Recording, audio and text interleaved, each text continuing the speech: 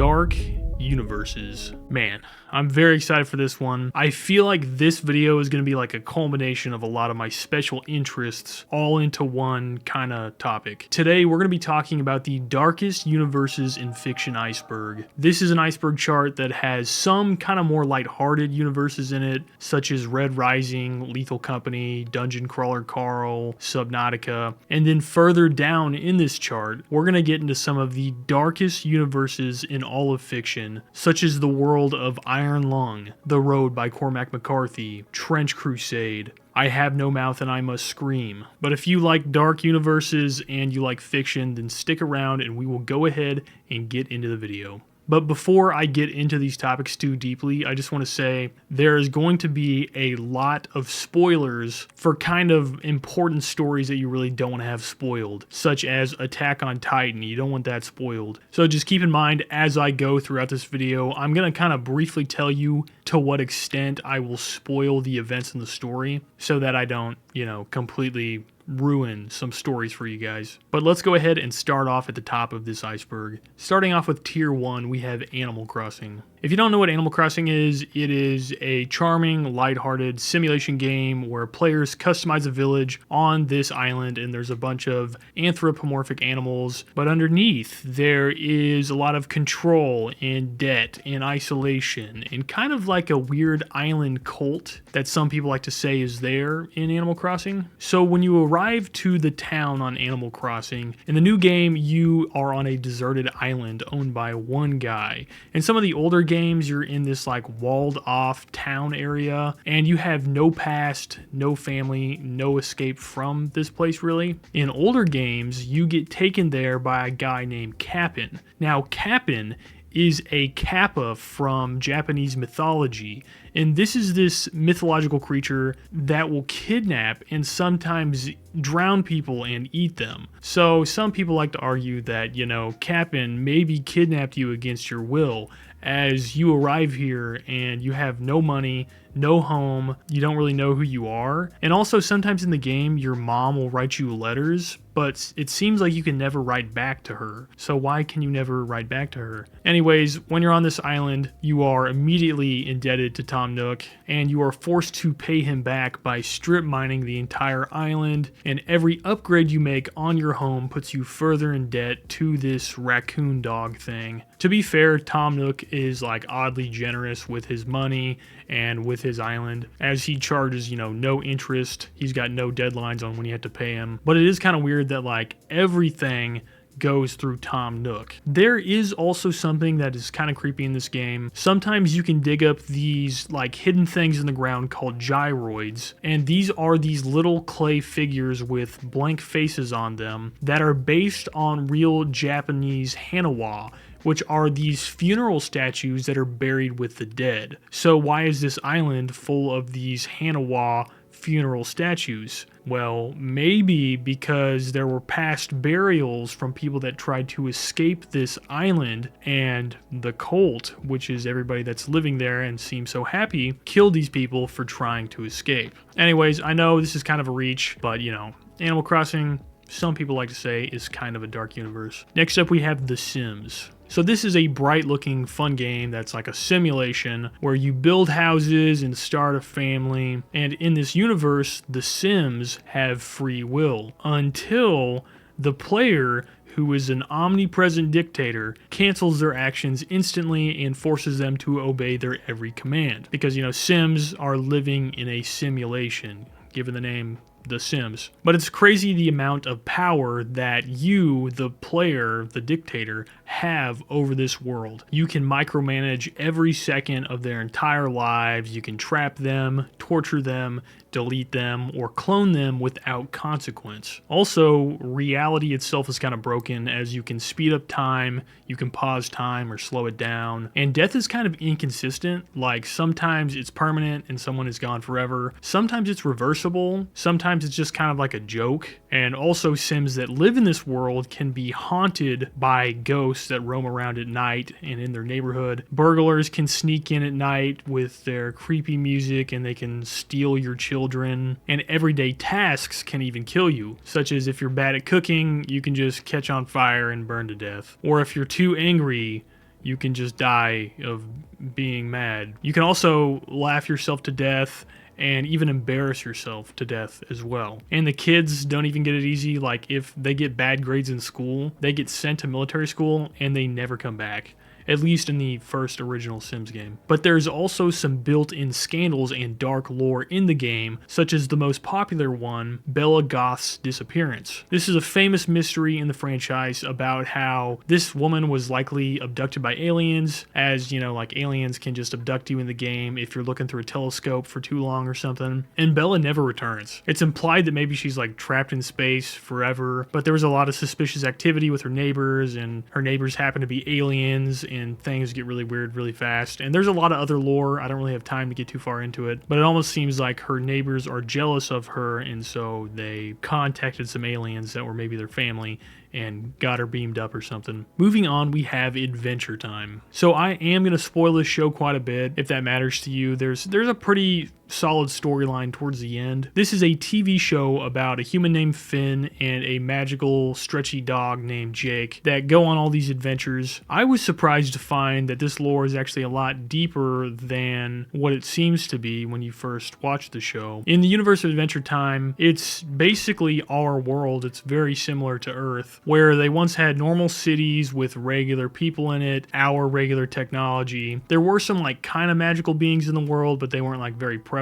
at this point, until this event happened called the Great Mushroom War that seems like a World War III type event. This happened roughly in like 1990 to the 2000s on Earth's timeline, and there was an apocalyptic nuclear conflict that shows all these large bombs going off that we can assume are nuclear bombs with big mushroom clouds. But the last bomb had special properties that released this magical energy that broke down barriers from our reality to the more magical world. And once this happened, this allowed magic to thrive in the world once again as it had in the past. Now, this event wiped out almost all humans and led to widespread mutations of the planet. It created new magical species such as candy people, vampires, and many other magical creatures. This Mushroom War event happened about 1,000 years before the show takes place. And so if you think about what's happening in the show, it's really just Finn and Jake running around in this post-nuclear war Earth with magic. And overall, the story is kind of about growing up and letting go.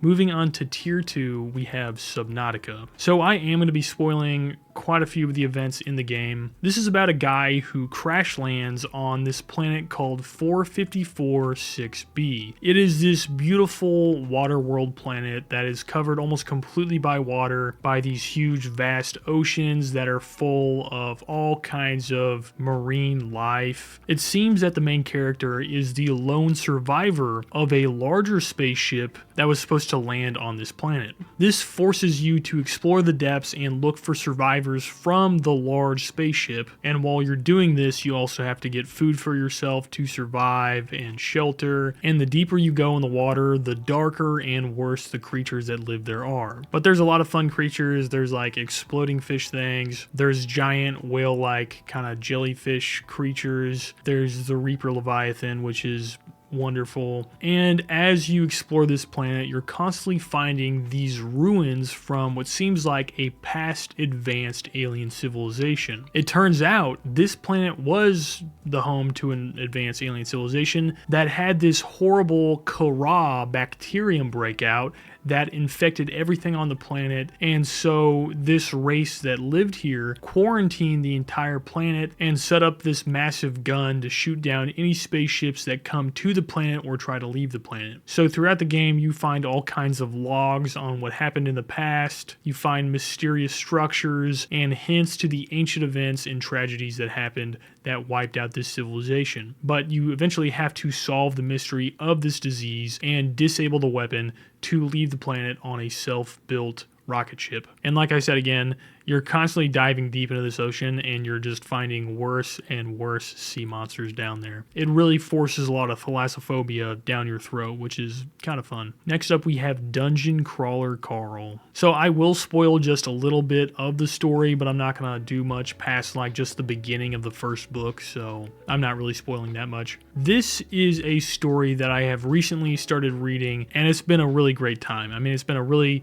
fun adventure. It is a dark universe, like I'll get into, but it's about a guy named Carl who doesn't have pants, which I'll tell you in a second, and his cat, Princess Donut, who are forced into this massive game of Dungeons and Dragons. But there is a lot more to this story. It's really weird how they get forced into this game, because it's just like the Earth is completely normal, and Carl's a normal guy, and the cat Donut is a normal cat that can't talk. It's just a regular cat. But then there is this event where an alien civilization collapses every man-made structure on the planet, which basically kills the majority of all humans on Earth. This corporation has designated Earth to be the next Crawler World game show. This is a game show where this corporation will take over planets and then force its inhabitants to play basically a game of D&D. And it's like D&D in every way. Like, they can choose their classes, they can choose their race. It's like a huge intergalactic reality TV show. They have races like skyfowl, elves, dwarves, shapeshifters, crocodiles, orcs, and they even try to like appeal to whatever planet they're on's culture, such as on Earth, they have the race Bigfoot. You can choose to be Bigfoot in the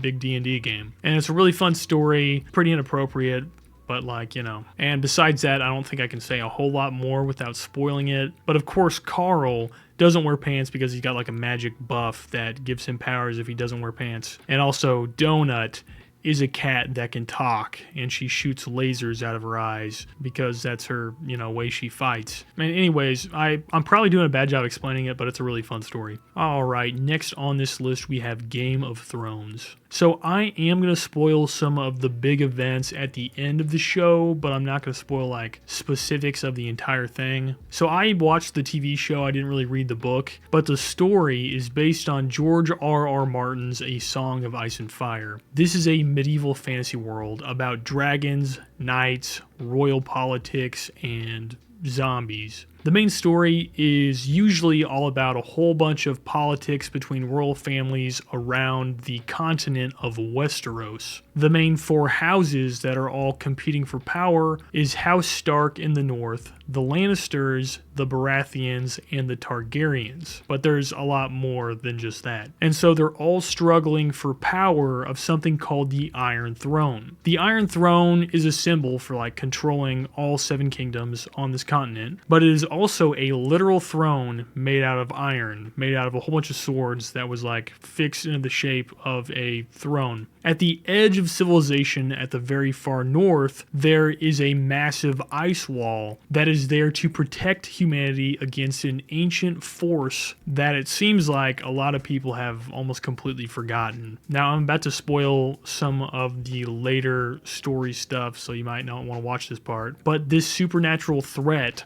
are the others, or the White Walkers, which is pretty much a big group of zombies that are these horrible, super hard to kill warriors. You have to use like specific blades to kill them. You find out that the White Walkers were once this huge threat about 8,000 years ago, and they had previously caused something called the Long Night, which was this generation of long darkness and winter in the land of Westeros. So they basically caused like 20 to 30 years of no sun and extreme cold. But now they're coming back again, and they might cause a permanent winter. Anyways, this is a universe of ancient, terrifying magic, random resurrections, shadow assassins, blood magic, and a new resurgence of what were extinct dragons. Next we have Tier 3, Red Rising. So I'm not going to spoil anything except for the very first part of the first book, mostly. Red Rising is, the way everybody explains it, the Roman Empire in space. So in this world, humanity has spread throughout our solar system but not the entire like galaxy. And so they're in our solar system, living on different planets and different moons of different planets, and the whole story surrounds their caste system, which is explained by colors, which puts gold at the very top and reds at the very bottom. And so the whole story is about that very thing. It's about humans trying to no longer be slaves. The different groups of people are very interesting in this book. Like, for instance, the golds are extremely powerful. Usually they're extremely smart, they're really tall and strong. They're like 7 feet tall. A lot of them carry around razors, which are basically like lightsabers that they can curl up and wrap around things. The Obsidians are a very cool group of people in this book. They are these massive people that are used as like berserkers to go in and destroy things. But there's just constant war throughout this book. And I love the realism of like the capabilities of like these military groups, like the way they travel, the way there's like limited resources for these wars, and like if something gets destroyed, it's a really big deal because there's only so much of so many resources. And also, in this story, even though we've left Earth, we're still dealing with nuclear threats, which is kind of crazy to think about because like it kind of makes sense, you know, we'd probably still be using kind of those weaponry. But I feel like a lot of sci-fi, because this is a sci-fi book, but it's got a lot of like fantasy kind of vibes woven into it, even though it's not fantasy. But I feel like a lot of sci-fi just goes way too far off and makes people have way too powerful of technology. And this is kind of a more realistic approach because, like, you know, it would be so hard for humans to leave our solar system. Interstellar travel is like crazy. So that's what I like about Red Rising. They're just in our solar system, and a lot of the places in this book are all very familiar. Like, they're all real world or real solar system places, such as Mars and different moons around Mars and Saturn and Jupiter, and also like Venus and Mercury. It's got great culture in the book. All right, moving on to Akira. So I am going to be spoiling the entire story of Akira, so you might not want to watch it if you're trying to watch this movie, which it is an incredible movie. So this is another story from Japan that, just like Godzilla, stemmed from the trauma of having 2 nuclear bombs dropped on a country. This is a violent cyberpunk world where these psychic children possess enough power to obliterate entire cities. It starts off with the government doing these secret experiments on these children to test if they can gain psychic powers. One of these children, named Akira, develops a god-like power, and this gets way beyond his control. And this results in a massive explosion in Old Tokyo in 1988 that basically destroys this entire city. Now, when this happened, they mistaked this explosion for a nuclear bomb, but they thought it was a new weapon as it didn't create any radiation. So Japan assumed they just got hit by a weapon from another country, and global tensions rose and spiraled into World War III. And it's worth noting that Akira somehow had his remains frozen and contained deep underneath this city. Later on, the main story of Akira takes place about 30 years later in 2019 in what is now Neo-Tokyo. This is a society where this city is struggling from this huge impact from the Third World War and also, you know, the big explosion. And so this causes many children that live in the city to grow up without parents. In the streets, these kids have started a lot of gangs. The main story is about these teenagers that are in a biker gang. And what's really cool about this is actually reminiscent of a real thing right after World War II, where in Japan there were these gangs called the Japanese Bosuzoku biker gangs that appeared in the 1950s. And just like Akira, this was caused by the World War. Many people in these Japanese gangs in the real world came from these young pilots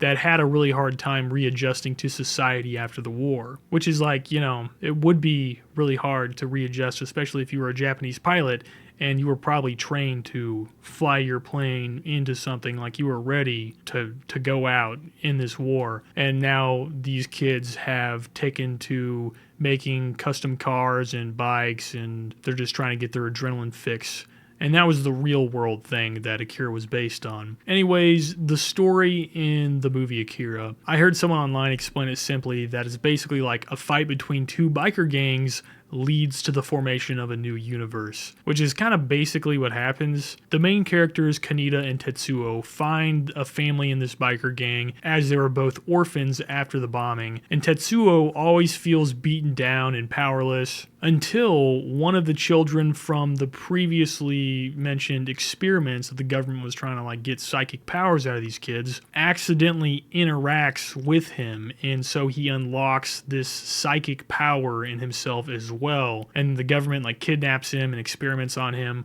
but then he breaks out and his power gets way out of control as well, to the point where his body is just like expanding and he's going to engulf the entire city of Neo Tokyo. And then the other children that had been experimented on went down in the basement and unlocked Akira and released him, and Akira teleports Tetsuo to another universe. He basically creates another universe where a lot of the city is also taken out as well, and it looks like another huge explosion. And that's probably what the first explosion was Akira creating a new universe. And anyways, it's a really crazy story. The artwork in it is incredible, and yeah, I highly recommend that one as well. Lethal Company. I feel like there's really not that much to spoil in Lethal Company. This is a game that I personally really had a really fun time playing and learning the lore of. It is a co-op survival game where you're in space working for something called The Company. And what you do is you go out and explore these abandoned moons that are remnants of a failed civilization to scavenge this scrap, such as pieces of metal, just things that seem like trash, old engines.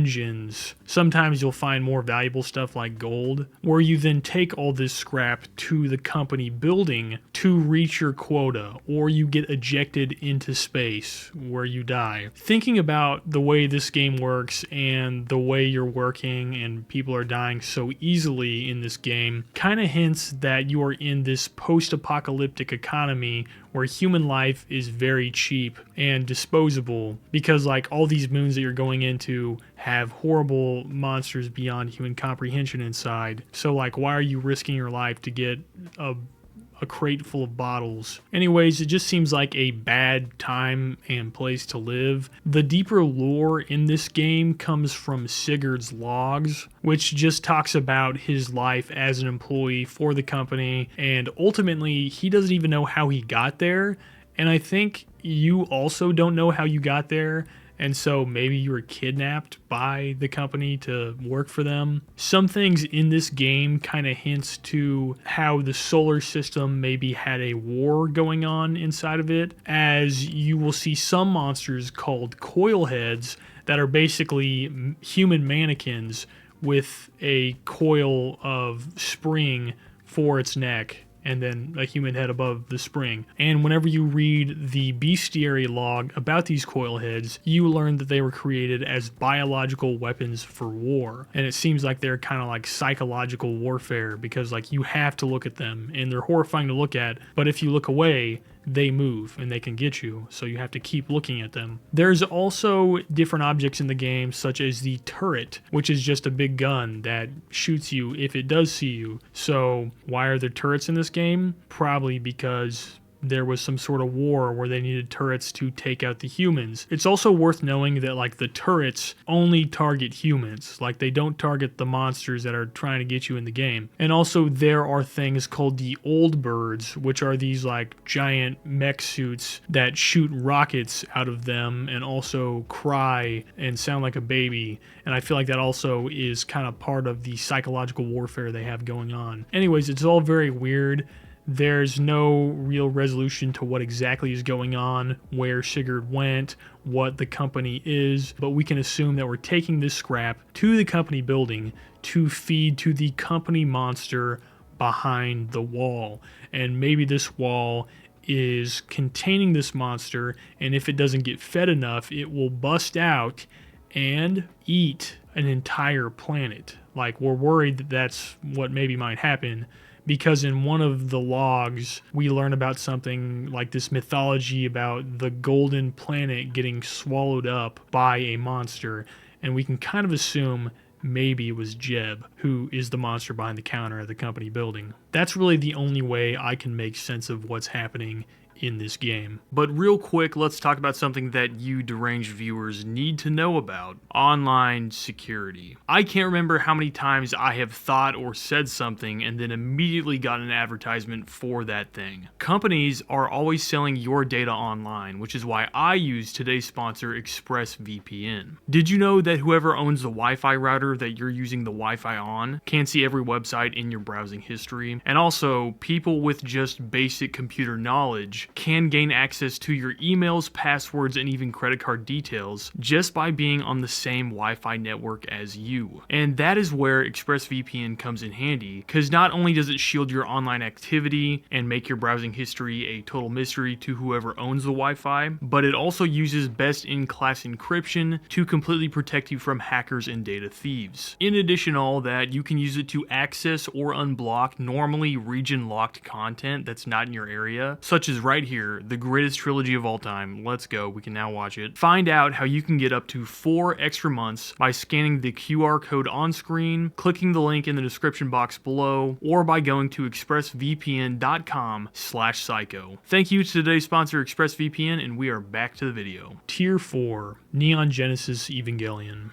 So I am going to spoil the entire plot of this show. This is one of the most popular anime of all time. The lore is like so convoluted. There's so much to it. I'm sure I'm going to get it wrong, but here it goes. This is a world where mysterious creatures called angels constantly attack Earth. Earth's only defense is this organization called Nerve that uses these other mysterious things called Avas that look like giant mech suits that are piloted, that have to be piloted by children, because these children can establish psychic links with these Avas. We later learn that the Avas are actual living creatures that are essentially bioengineered giant humans that were created from the first 2 angels to ever land on Earth. Now, some background for what the world is like in Neon Genesis Evangelion. The main events in the story take place 15 years after a really big event called the Second Impact. The Second Impact was this global cataclysm in the year 2000, where basically this shady organization that seems like it's the shadow government traveled to Antarctica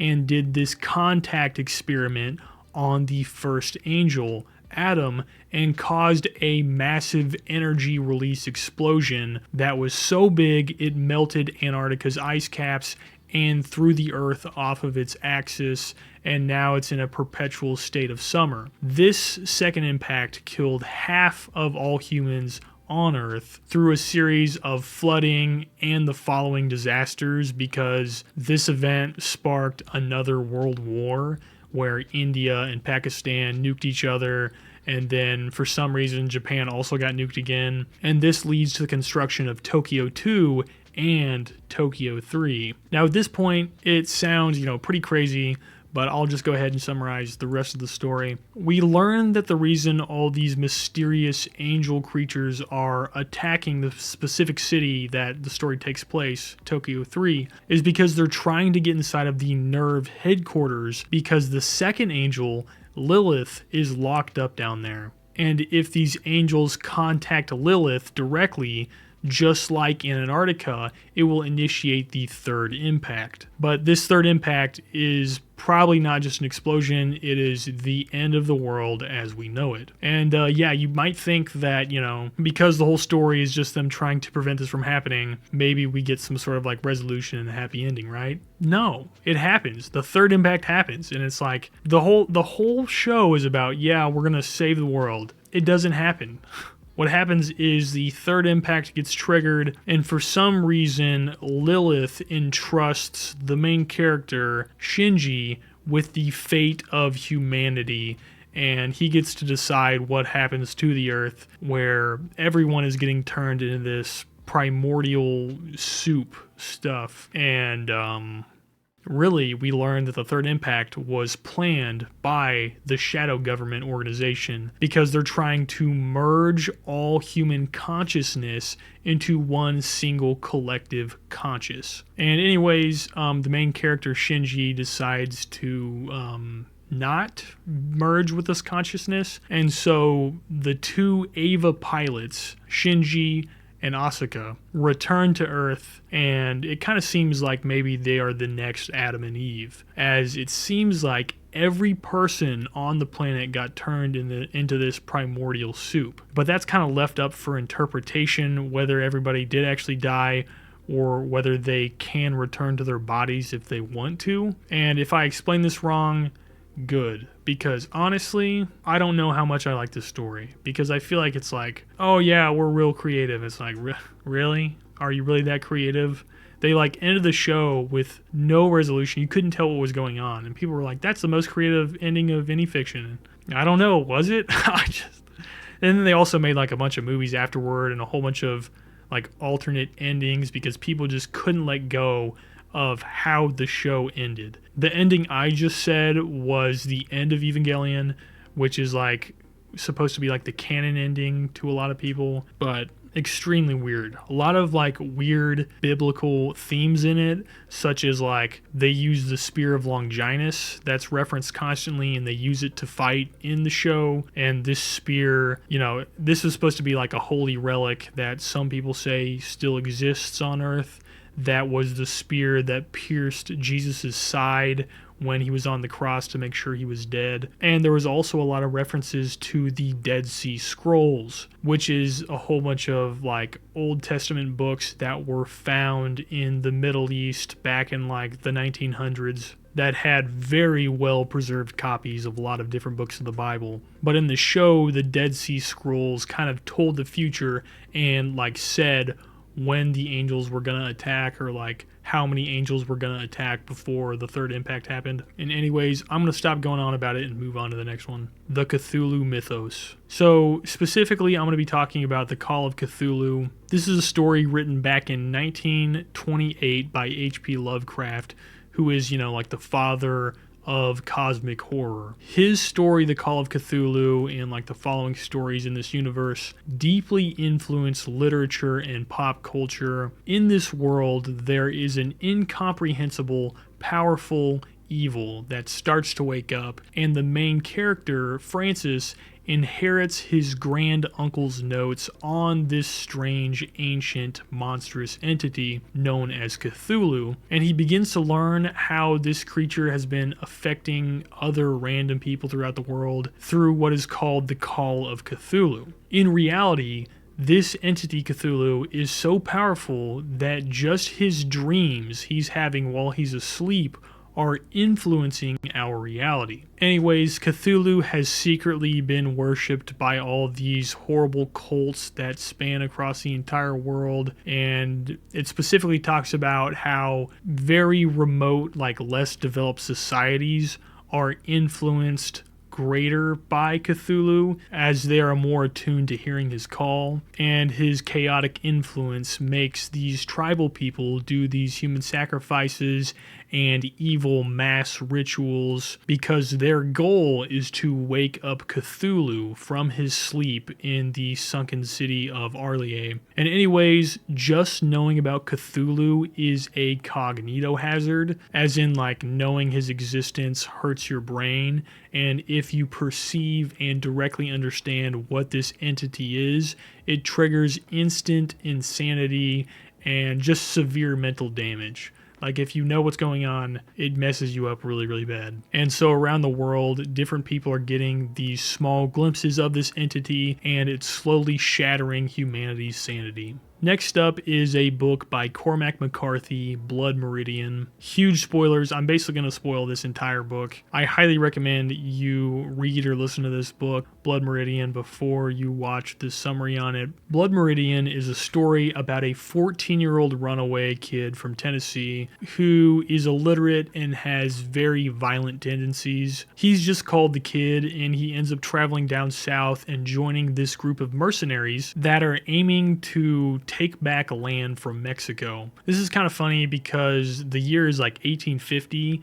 and the Mexican-American War was like in 1848. So this is just like an unauthorized military expedition called filibustering, which was a real thing that some people did try to do. Anyways, when they get down to Mexico, they instantly get overwhelmed by a group of Comanche warriors, which, if you don't know about the Comanche, they were particularly really good at riding horses and horse warfare, and they were so dominant across the American West and Southwest that they basically halted Western expansion in America for like 40 years. But in this book, all the Comanche that started to attack these people, you could tell had stolen all these clothes from different people, and it's like a really crazy scene because some of the Comanche are wearing things like armor from old conquistadors from who knows how long ago. Some of them wore pigeon-tailed coats backwards. One had a wedding veil on that was covered in blood, so you can kind of assume, how he got that. And this filibuster group gets completely destroyed.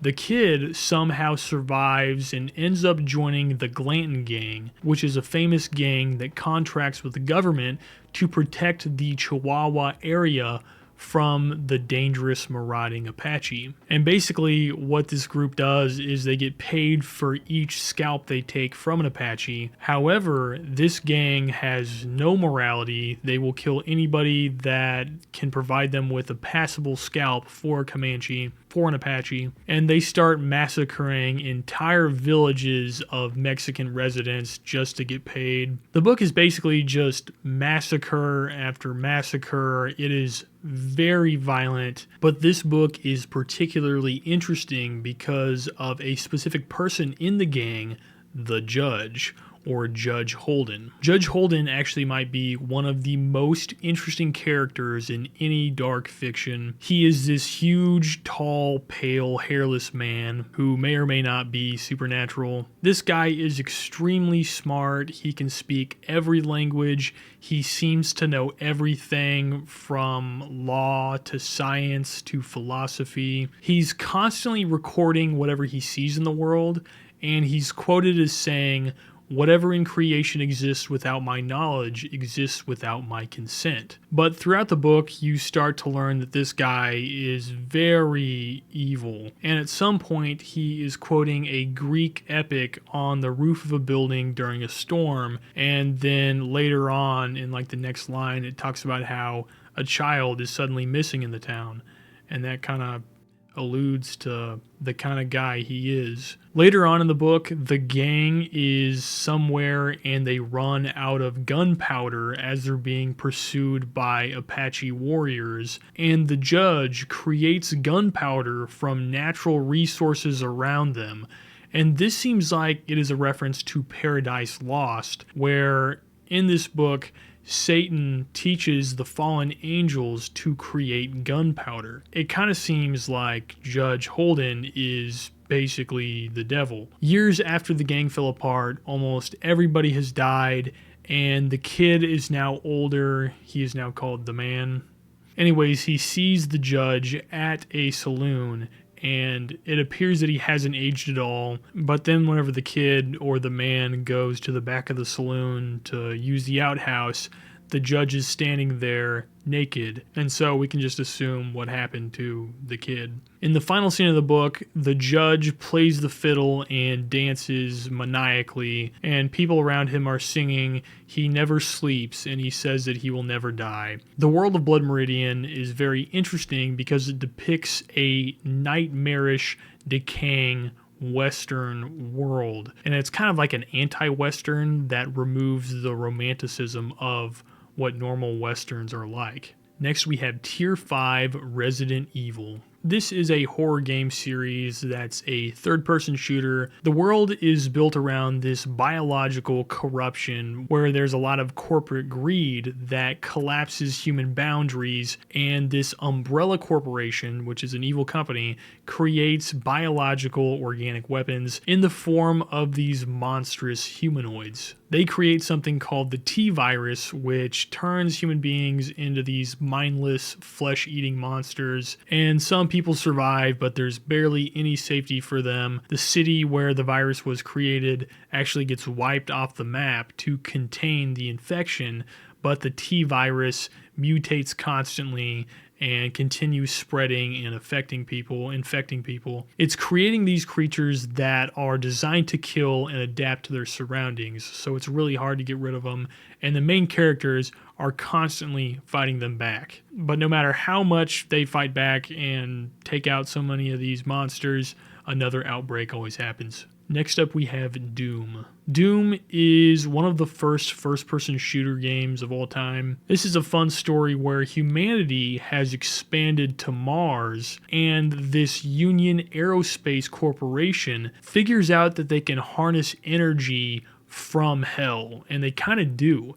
They create this argent energy that seems to have changed the fate of humanity because we have like unlimited power now. But they just keep doing more and more reckless experiments on Mars and Mars's moons, Phobos and Deimos, where they end up ripping open these portals to hell and they can't close them. Because of this, forces from hell start pouring through these portals, and these demonic forces just consume and destroy everything in their path. They are this ancient force that has conquered countless other worlds before, but in the story there is one guy named the Doomslayer who is basically a one-man army, and this guy wants personal revenge against the forces of hell. Do you know why? Because they killed his pet rabbit. That's actually the reason. They killed his pet rabbit, and he's super upset that his only pet died. And so this guy battles the forces of hell that consists of demons and the undead zombie-like creatures. And the games are usually set on these sprawling bases on Mars's moons, but some occur in hell itself. Attack on Titan. Alright, so this is one that I really don't want to spoil if you don't know the story to it. If you have not watched this show, you need to watch it, but don't let me spoil it for you. You can just skip ahead, or you could just go start watching that show right now. But in the world of Attack on Titan, it seems that humanity's last stand is living in this group of cities caged behind these massive walls. These walls are surrounded by these giant human creatures called Titans that are these massive human-like mindless creatures that roam the land driven by a single purpose, and that is to eat humans. There's a huge mystery around where these Titans came from, where the giant wall around the city came from, because it's really, really big. It seems like they couldn't build it. And if there is anyone else alive on the entire planet. All anybody that lives there knows is just the city. And that's it. It's just their way of life. And the reason they don't just go out and, go somewhere else is because, the looming threat of the Titans is a huge threat. Like if you go out there, they are extremely powerful and can mess you up so quick. The main character, Eren Yeager, vows to destroy all of the Titans after this thing happens where this giant Titan just randomly shows up and breaks a hole in the wall where a bunch of the Titans flood in and his mother gets eaten. So Eren joins the Scout Regiment, this elite military force that is in charge of exploring and reclaiming human territory outside the wall and defeating the Titans. In this world, they start to uncover a lot of crazy truths about the origins of the Titans and how they're linked to this ancient power, the secrets of the massive walls surrounding the city. And real quick, I'm going to spoil something important here, so you might want to skip this part. They learn that some humans can transform into these 9 different intelligent Titans, and this power is only inherited through consuming a person that has this power. And there's like a lot of really cool Titans. There's like the Colossal Titan, the Armored Titan, a Bigfoot Titan, woman Titan, the beast Titan and the female Titan. And anyways, this world is very like reminiscent of World War II once again, where the power of the Titans can only be wielded by these people called Eldians. And the Eldians are kind of like this hated class of people that is very similar to how the Jewish people were during World War II. And the Eldians are forced to wear armbands, and they're also forced to live on this island that parallels a real Nazi Germany plan called the Madagascar Plan, which was this one guy's plan to relocate all the Jewish people to the island of Madagascar, off the coast of Africa. And like, if you look at the map of the Attack on Titan world compared to a map of Madagascar, the Attack on Titan world is just a flipped upside down map of Madagascar.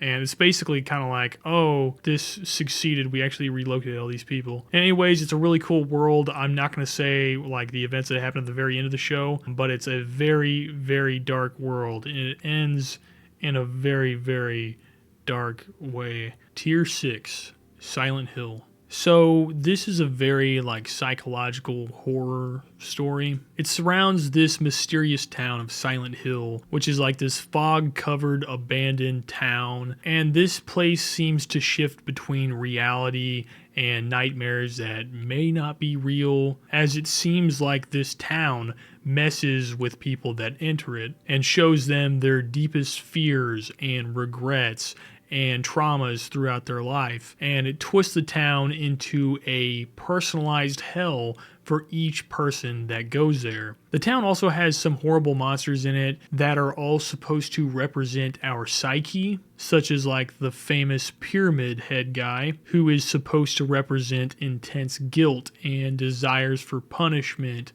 frustrations following the death of the main character's wife. And in the midst of all this, the town has this crazy cult there called the Order that basically worships this ancient god and has to do all these disturbing rituals because they're attempting to bring back this evil deity into the world. Silent Hill treats psychological wounds as literal architecture, and it's kind of like you can't escape what you refuse to face. That's like the main meaning behind it. Next on this list is Berserk. I'm going to be spoiling like the big events in this story too, just so you know. This is a world filled with endless suffering where there really are no heroes. It is set in this brutal medieval world where famine and war and exploitation is just part of everyday life. Humanity has suffered so much, in fact, that they wanted to blame their suffering on something in this endless search to find the meaning behind their suffering. And so because of this, they accidentally give birth to a god, which is the God Hand. The God Hand creates horrors beyond human comprehension on Earth, and it shapes the world through bloodshed, shaping other people's destiny, and ensuring that this cycle of pain and suffering continues on Earth and never ends. If you want power in the world of Berserk, you have to sacrifice the things that you love the most. The main character is named Guts, or the Black Swordsman. He was raised as a child soldier, and he's basically forced to see everything and everyone he loves around him die. This happens because the man that was like his best friend betrays him, and then he is hunted relentlessly by demonic forces called the Apostles, which are creatures that were once human, but they traded their humanity for power, and they now serve the Dark God Hand. Despite the overwhelming force against Guts and the gods deciding his fate, Guts does not stop and refuses to kneel to the God Hand. Moving on to The Road by Cormac McCarthy. I'm definitely going to spoil this entire story, so I highly recommend if you haven't read this book, you should definitely read it. The Road is a book about the man and the boy, a father and son, that are in this post-apocalyptic world that is just Earth and some sort of horrible cataclysm has happened. Now, we never learn exactly what happened in this story, but there's quite a few different hints, like the sun is completely blotted out all the time.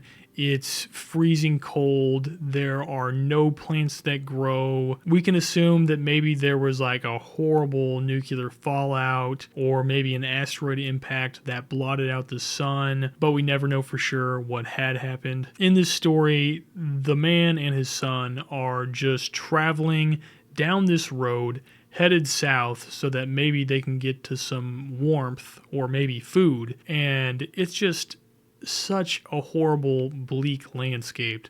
Like everything is scorched. It's freezing cold. There is no food at all. They just barely find enough to survive. Every so often, they'll find like seeds from straw to eat from hay, or sometimes they might find some canned goods, but it's just like they're starving the entire time.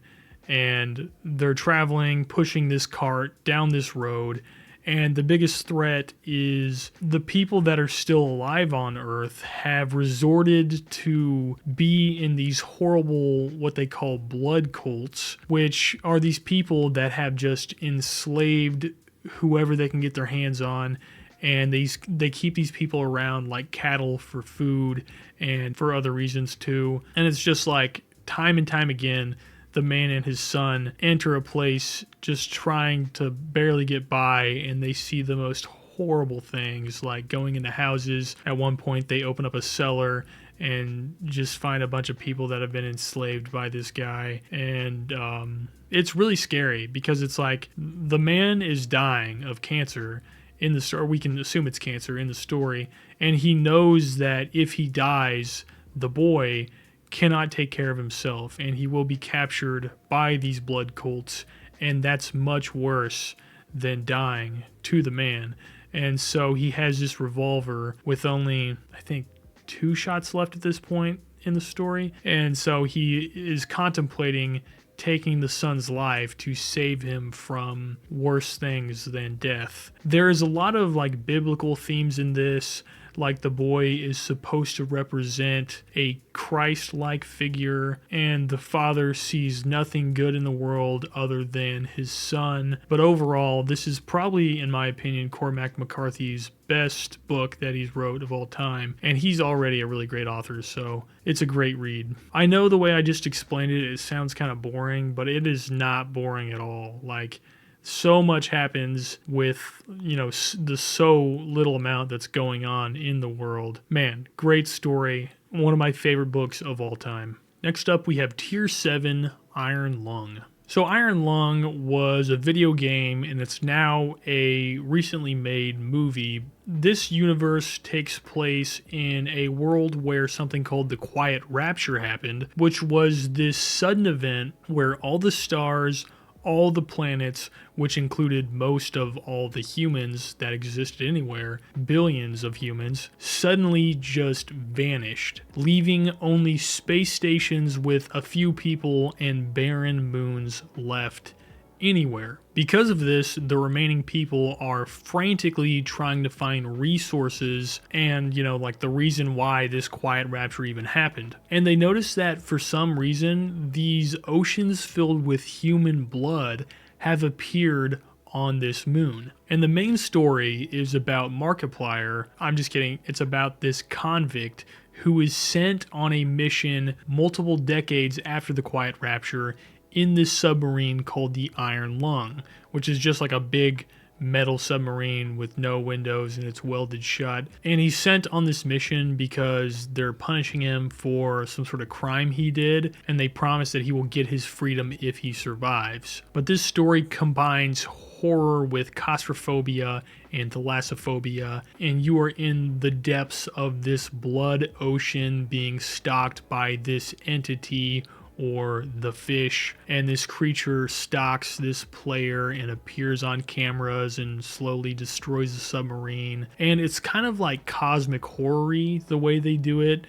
It seems like maybe this creature is maybe like a hive mind or something incomprehensible. But it turns out other people have been sent down in the Blood Ocean too. And, you know, it's just like, it's the worst place anywhere in the solar system I couldn't imagine. And really, they did not expect him to survive. They actually were planning on him not making it out. They're just trying to get information on coordinates for where something might be that might explain why the quiet rapture happened. And it's just such a horrible world because, like, there's no resources. Like, how are you going to make more resources if there's just no planets and no sun all of a sudden? And, like, all the light in all of space is suddenly disappearing. And it just seems like such a hopeless scenario. Warhammer 40K. So Warhammer is an extensive story. Primarily it comes from the tabletop war game Warhammer, but there's also a lot of different video games for Warhammer. The story is about this distant future in the year around 40,000 where the galaxy is ruled by the Emperor of Mankind. This Emperor is a perpetual who is this rare immortal human capable of regenerating and returning from death. And kind of recently they revealed that he might be Alexander the Great, and he's like been around for like a really long time. There's also this thing called the warp, where it's essentially hell that runs parallel to our universe, and people figure out that they can travel through this hell dimension as a faster than light travel. And so really these people are traveling through hell to get places faster, which is really crazy. The warp is full of chaos gods, and it's a well full of crazy powers and abilities. Some individuals in the universe actually have like accidentally tapped into the warp at different times throughout history, and we have explained that as seeing people that are like wizards or people doing different types of magic or witches. And in Warhammer, we see people using the power of the warp to do different magic-like abilities. The universe in the present game is in this constant, perpetual state of war.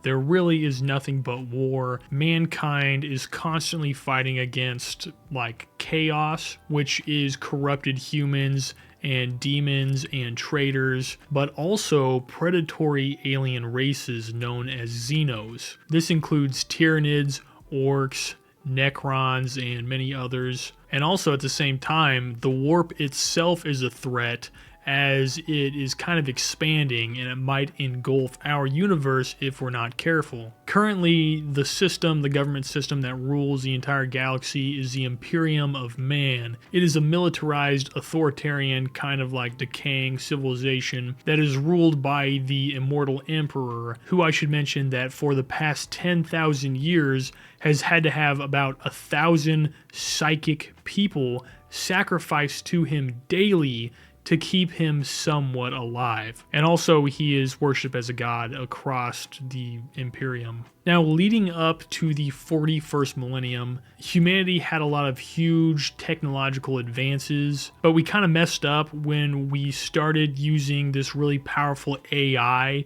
and building AI soldier robot things called the Men of Iron, because they ended up revolting against us, and we had this huge war in Cataclysm, kind of just like in Dune with the Butlerian Jihad. And at the same time, when we're fighting this war against the AI, we're like traveling through the warp too much, and it gets messed up and it starts going completely insane. But eventually we end up defeating the AI. And really, to summarize like how we got in this state, humans got really advanced technology. We spread throughout all of space using the warp to travel really far, and then our technology revolted and turned against us. We had this crazy war with the AI. The warp, which was the way we could transport, went crazy, and so we can't use it anymore. So humanity is separated throughout all of space. And this leads to the galaxy getting really degraded and humanity becoming really barbaric and like kind of like a dark age going on. Now, because of all these small decaying civilizations, this led to the rise of the Emperor going on this great crusade to unite humanity and bring them together. And the Emperor was a genetic mastermind and really good with technology, so he created super soldiers, and like the really important ones are the Primarchs, which were these 20 genetically engineered leaders that he used his own DNA for, and these people are really powerful. He infused them with power from the warp, so they're like kind of like borderline magical, and the Chaos Gods didn't like this, so they scattered them throughout the universe. And then there was like a big event where there was Horus's heresy, the Horus heresy, where one of these powerful 20 decided he didn't like the Emperor and tried to kill him, and the Emperor used like all his power to destroy Horus and also destroy his soul, because he could normally just come back to life, but he destroyed his soul, so he's completely gone. And at the same time, when the Emperor did this, it drained all of his power, and that's why he's like dead kind of on his throne, and they keep him on life support now. And anyways, yeah, the universe of Warhammer is just really dark, because like you're gonna get drafted into the military, and the normal lifespan of a soldier is like 15 minutes. So on the battlefield, 15 minutes. Wow, that was a lot. Sorry guys, that was probably too much. I probably shouldn't have explained it that much. Moving on, we have Trench Crusade. So this is another tabletop war game similar to Warhammer, but this one is more like World War I combined with like the medieval Crusades. This is set in a world where during the First Crusade, back in the year 1099, Crusaders captured Jerusalem, and for some reason the Knights Templar discovered these caches of demonic artifacts underneath the city, and greed overcame them, so they devoted themselves to the forces of hell and to forsake the church. This lore is really interesting because there was a real world historical thing where the Knights Templar were betrayed by King Philip IV of France, because he made these false charges claiming that the Templars forced recruits to spit on the cross, deny Christ, and do idol worship. But in the game lore, this is known as the Great Heresy. These Knights Templar made pacts with demonic forces and opened up a portal to hell on Earth. This destroyed Jerusalem and left this massive, gaping, flaming pit there where the armies of hell poured out. And this unleashes a demonic conquest that has spread out through centuries, where these demons are going out and just consuming vast regions of the world. For 800 years, the church has fought back against these demonic forces, trying to reclaim the Holy Land and just other land in general. And at this point where the game takes place, it is now 1914, the date that World War I starts. And so the setting really merges with World War I.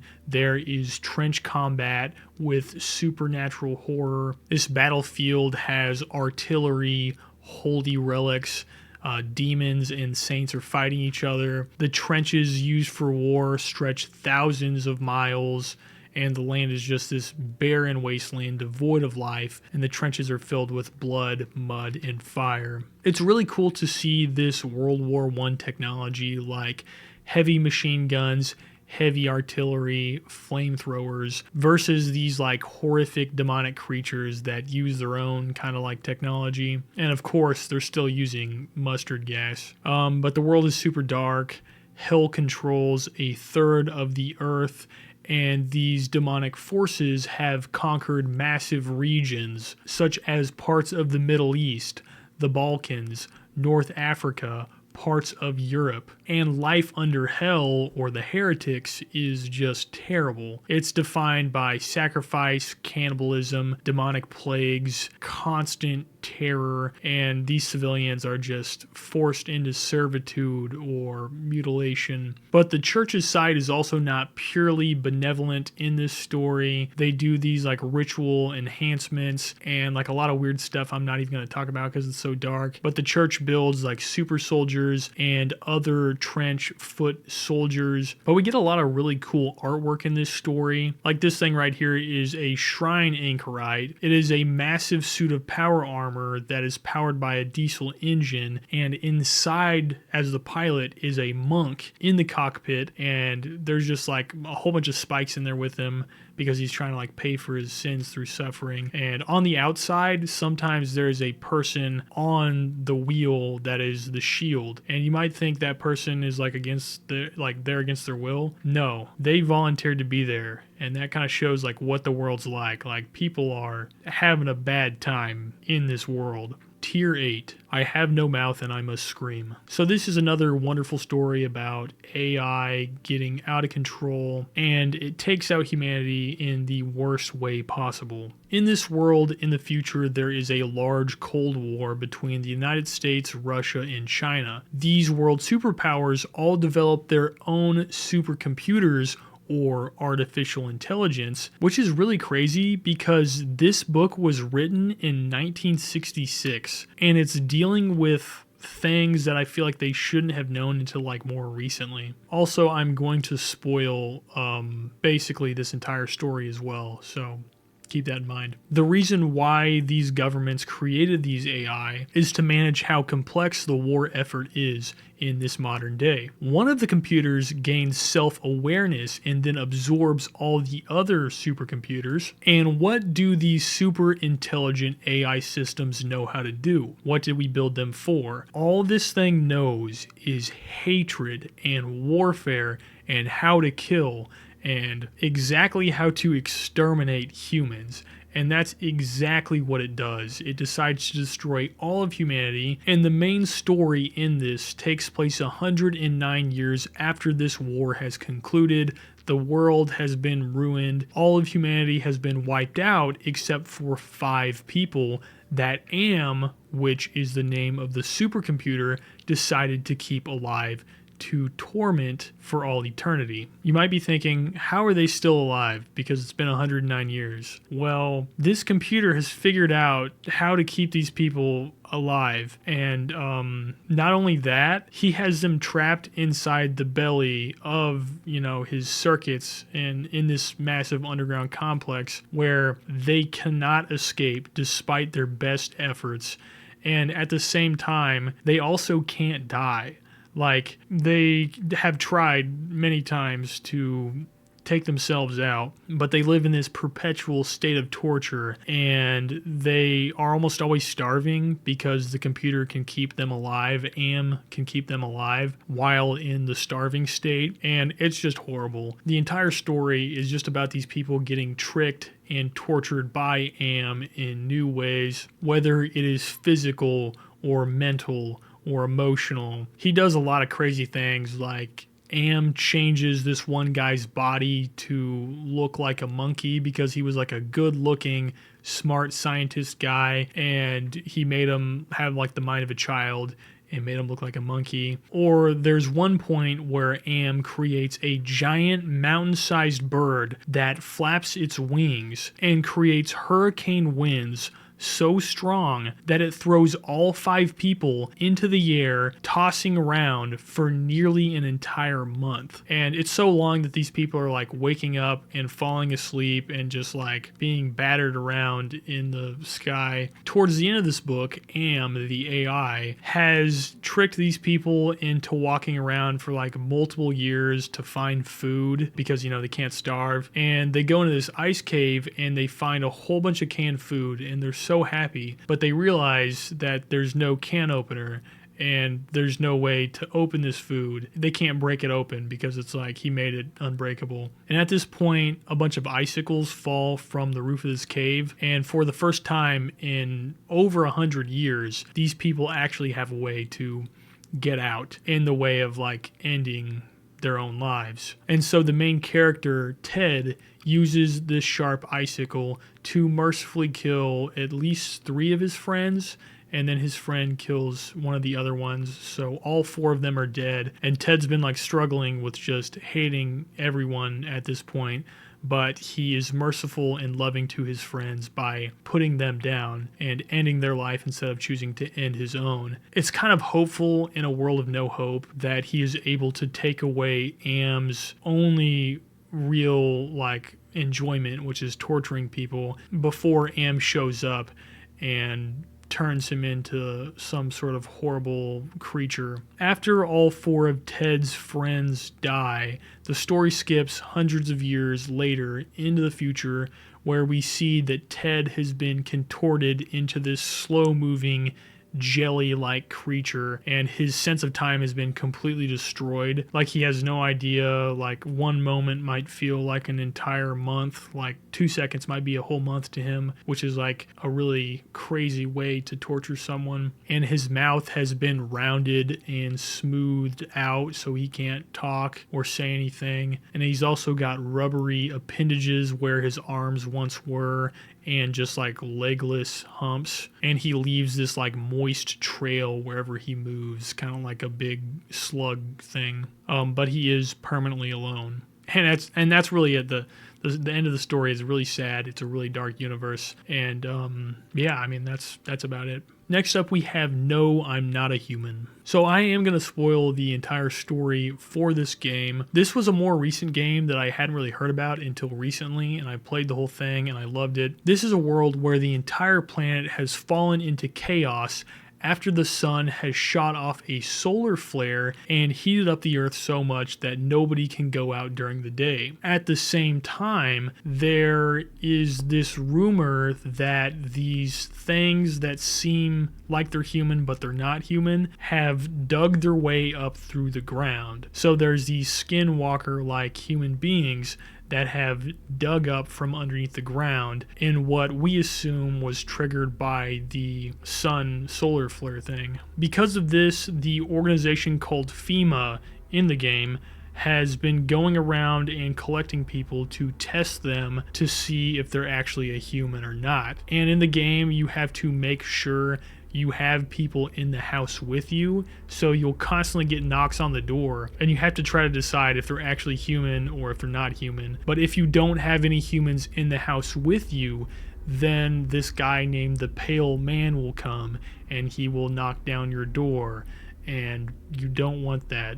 The Pale Man is this guy, creature, skinwalker thing that we see throughout the game outside of our house. We can assume that this group of teenagers that we see at one point gets killed by him, and then later on, somehow this Pale Man wipes out an entire military unit, which doesn't really make a lot of sense because this guy is like extremely skinny and it looks like his skin really doesn't fit him very well, like he's, you know, a skinwalker. So like, how is he powerful enough to wipe out a whole military unit? But this guy, the Pale Man, will come and knock on your door and ask if you're alone. And you have to say that you are not alone. And hopefully you're not alone, because he can tell if you are. And if you are alone, he will bust down your door. And I'm sure he probably eats you. But this kind of brings the question, like, was this guy like a vampire? Because, you know, in vampire fashion, he is constantly asking if he can come inside, as vampires, you know, can't come inside your house unless you invite them. Also in this story, we hear about this thing called It, or this horror beyond human comprehension, and we kind of see it depicted as this shadowy monster thing that moves behind our house at one point. Maybe it's death itself, but this horror beyond human comprehension is eating the charred remains from, you know, if people go outside during the day, the sun is so powerful that it just burns them. A big theory for what's going on in the game is that people didn't actually dig up from the ground. Rather, these bugs came up from the ground because of the heat, and these bugs infected humans in their brains and made them act like they're not human and go crazy and kill people. Because, you know, like, why would humanoids thrive underground until, you know, the sun got really hot? Wouldn't you assume they would just like stay down there? But anyways, it's very strange. There's a lot of alternate endings you can get in this game, and I don't know, it just feels some type of way. Like, when you play the game, it just like, it puts off a feeling that you don't get in many games. It's kind of like, I feel like it was the feeling I got when I played Subnautica for the first time. That's what I got when playing this game. Even though it's just a short game and it's very simple, it's still kind of a vibe. Last on this list, we have All Tomorrows. Before I talk about it, I will be spoiling like this entire story as well. It's a pretty old story. You probably should have read it or listened to it by now. All Tomorrows is this work of speculative evolution that outlines a billion-year history of humanity's forced evolution, extinction, and reemergence. But this story starts with humans colonizing Mars, and humans on Earth and on Mars live separately for a long time until humans on Mars start to get really technologically advanced and Earth people get jealous, so they start a war with them and billions of people die in this war. But once it's over, humans decide that they're going to create this better suited version of themselves to go out and colonize the solar system. And that's what they do. They genetically modify humanity and they create this thing called the Star People, which are smarter than regular humans, and they have bodies more well adapted to space travel and colonization. And over just a few generations, they're able to colonize the entire solar system. Finally, whenever humanity reaches the edge of the solar system, they create these automated machines that they send to fly out to distant solar systems and worlds to terraform them, where they then use genetic material to create humans there. So they're sending out these robots to change what these planets are like and then create humans there, which is so crazy. And also at the same time, this weird thing happens where humans fall in love with these machines and die in a mass identity crisis, which I thought was a funny thing to add in there. But most of these civilizations way out in space thrived, and they started discovering a lot of really strange things on some of the planets past. Like, they found this alien planet that had fossils of what should have been like aliens, but it was actually a now extinct dinosaur from Earth. So it appeared that these planets had directly shared an ancestor from something on Earth, from a dinosaur. Specifically, it was a Therizinosaurus, which is kind of on par for this book. They have a lot of really weird creatures in this book.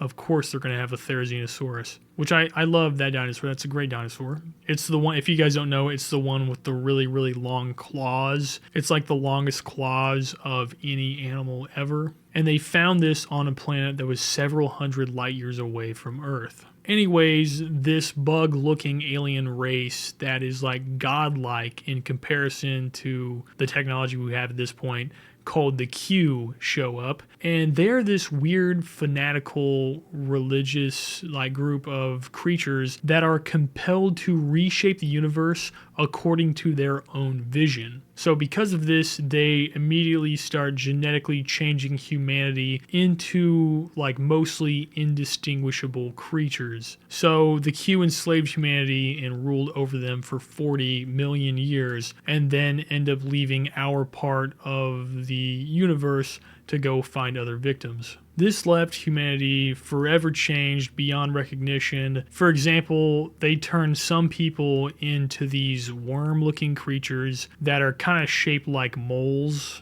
and they just dig aimlessly beneath the ruins of cities with their claw-shaped hands, and they just eat anything they can find. And if they find another worm-human thing, they just reproduce. And on one world, there are these things called the Titans, which kind of represent elephants in a weird way. They have this trunk-like thing that is their bottom lip, and they roam this grassy savanna-typed ecosystem, lumbering around on these stumpy, large legs. And they were actually some of the most intelligent of all, like, the past messed up humans. They actually developed sapience, and they built houses and developed agriculture, and they told stories about these old legends of this half-remembered past where humanity was in the stars.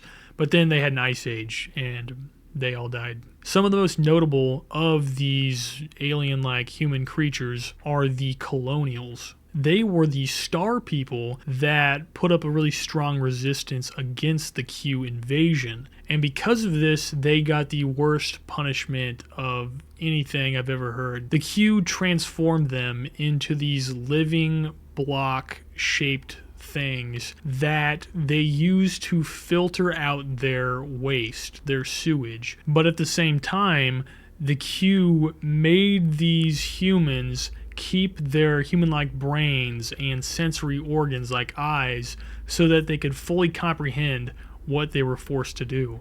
So basically, they made humans unable to do anything except feel that they were processing this alien race's sewage. And they can't do anything about it. They can't move.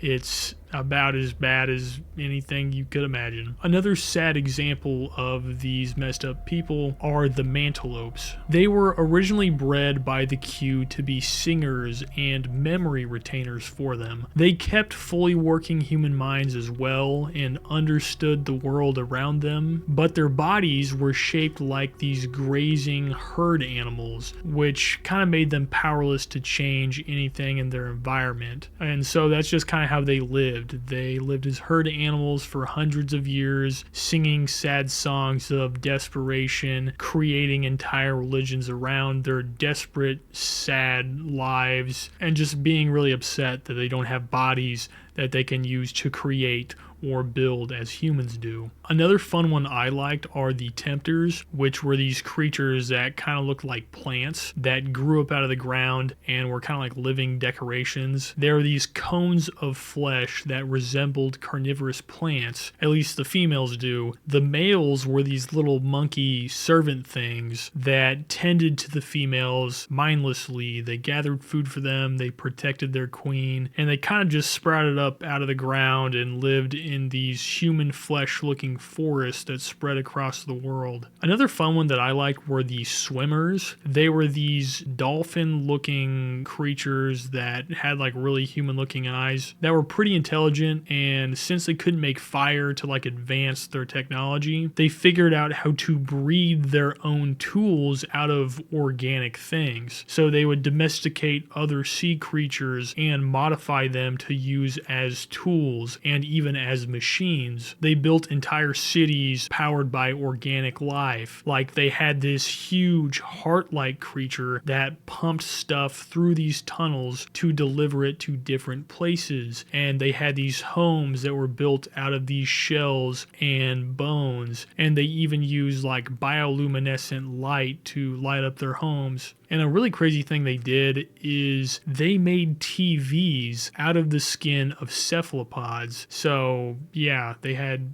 TVs that were organic, and they made weapons that were guns out of shells that fired teeth. And eventually, they even grew living spaceships that eventually traveled to space. Anyways, there's like a lot more different versions of the humans that were messed up. But eventually, the human descendants reunite together to fight the Q again. But this time, they defeat them and they win. And anyways, they become like a type 2 civilization as they create like Dyson spheres to harvest the energy of suns. And the story ends with the extreme descendants from humans rediscovering Earth after Earth has been empty for like 500 million years, and they find it completely changed beyond recognition, while they themselves are also beyond recognition. Anyways, the thing I like about dark universes is that we don't live in one of those for the most part. I personally am super optimistic for the future. I know things can seem kind of dark right now with everything going on in the world, but I feel like if you look at the world in like a zoomed out perspective, humanity in general has become more peaceful. And I genuinely think that like if you get off your phone and you talk to the people around you, you're going to realize that the world is a much better place than what you previously thought. People are almost always nicer than it seems like they are online. And really, the world is nowhere near as bad as what the media portrays it as. I remember not that long ago, I was living in an RV and I was traveling across the country, and I expected to see all these people that were really divided against each other throughout the entire country, but that's really not how it is. Everybody really wants the exact same thing, you know? People just want to live and love each other and, you know, feel accepted for the most part. And really, that's the world we live in. We live in a society where if you have community, if you talk to one another, you're going to realize that life is a lot better if you live like that. I know I'm one to talk because I live in like, you know, the middle of the woods and I kind of became a hermit. Not really, kind of. I just want to say that you are important, and I know doing this research was like, I feel like my psyche is damaged by diving into all of these universes and learning about the most horrible things that anything could live through. But we got to remember that this stuff is not real, and that if you get off your dang phone, you're probably going to feel quite a bit better. At least a lot of social media in general, if you get off of, you'll probably feel a lot better. And that is my message today for you, is that the world is gonna be wonderful, it's gonna be great, and that if you watch to the end of this video, then you are wonderful, you are great, and thank you so much for watching. I cannot believe that I get to sit in my home and research things like this and get paid to do it. And it's all thanks to you guys. Right now I'm sitting at like 612 subscribers on YouTube, and I just gotta say, thank you guys so much for subscribing. Thank you for like following me on Instagram. We have a great community on there, the Psycho Boys. But if you have anything specific that you would like me to try to make a video on, if you'll comment that down below, I'll try to read through these and see if I can find something that we should do some videos on. I know a lot of these comments are just going to be people saying Warhammer should have been lower. Oh, you didn't add blank. I tried to add a lot more topics to this, but I was like, man, this is getting so outrageously long. I can't do all of these, and I couldn't do all the research for all of this. So maybe we'll do a part 2 in the future. I'm not for sure. It was really fun doing all these topics. That's for darn sure. I really like learning about Warhammer. That was sick. That's like, the universe in Warhammer is really cool. But anyways, yeah, thank you guys for watching. Thank you for just being around, my dudes. Anyways, keep being a deranged viewer, and I will see you in the next one. Bye.